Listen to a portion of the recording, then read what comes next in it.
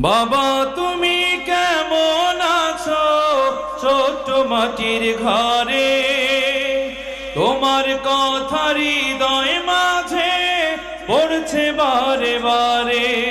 বাবা গো বাবা, বাবা গো বাবা, বাবা গো বাবা, বাবা গো বাবা।